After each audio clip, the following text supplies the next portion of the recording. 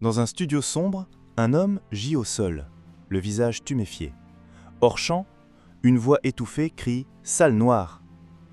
Nous sommes en plein Paris. L'année 2020. 21 novembre 2020, 23h40.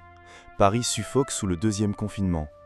Sur les trottoirs déserts du 17e arrondissement, 3 policiers croisent Michel Zecler, 41 ans, producteur de rap, d'origine martiniquaise.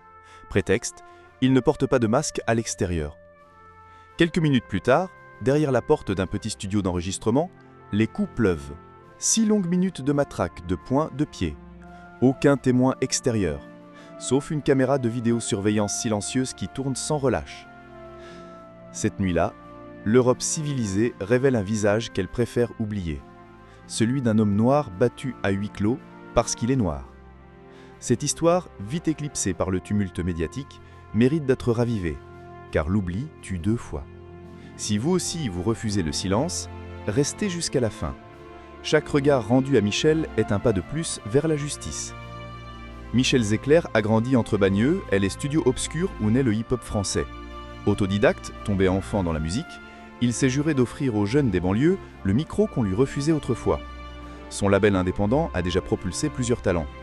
Hors du feu des projecteurs, Michel avance tête baissée, convaincu que la création guérit. Mais ce soir-là, il ne trouve pas la clé de son propre studio. Les policiers le suivent jusque dans le couloir, puis referment la porte. Le décor est planté. La tension monte.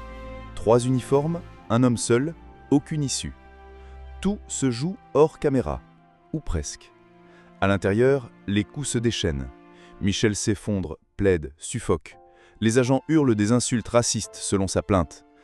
Quand il tente de protéger son visage, une matraque lui fracasse l'arcade. 12 jours d'ITT, hématomes multiples, côte voissée. Les policiers rédigent ensuite un rapport l'accusant de rébellion et d'avoir tenté de saisir leur arme.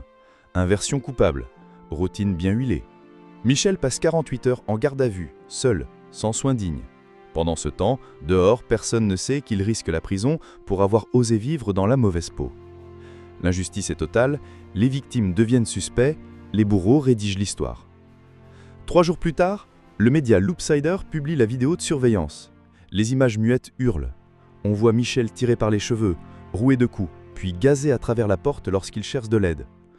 La France retient son souffle. Le monde découvre l'affaire. Des milliers manifestent contre la proposition de loi sécurité globale, accusée de protéger justement ce type de violence. Sous la pression, les 4 policiers sont suspendus, mis en examen pour violence aggravée, faux en écriture publique et propos racistes. 2 sont placés en détention provisoire. Mais l'onde médiatique se retire vite. La pandémie, l'actualité brûlante, l'Europe passe à autre chose. En juin 2025, le procès est seulement annoncé. 5 ans d'attente pour un homme laissé à terre. Ce soir-là, dans sa chambre d'hôpital, Michel lève un œil tuméfié vers la caméra d'un journaliste. « On m'a presque volé la vie parce qu'elle n'avait pas la bonne couleur. » La torture n'appartient pas au livre d'histoire mis aux dictatures lointaines. Elle s'exerce encore ici, au cœur de l'Europe, quand la porte se referme et que personne ne regarde. Mais une caméra muette a parlé, et aujourd'hui, c'est votre regard qui lui donne écho. Ne laissez pas cette histoire sombrer dans l'oubli. Partagez cette histoire afin qu'aucune porte ne puisse se refermer dans le silence. Abonnez-vous pour que chaque nouvelle injustice ait une tribune, pas une tombe. Likez si vous croyez que la couleur d'une peau ne devrait jamais décider de la douleur qu'elle endure. Tant qu'un seul coup porté reste impuni, chacun de nous peut tomber. N'éteignez pas la lumière, gardez-la braquée sur l'injustice jusqu'à ce que la vérité n'ait plus besoin de caméra pour exister.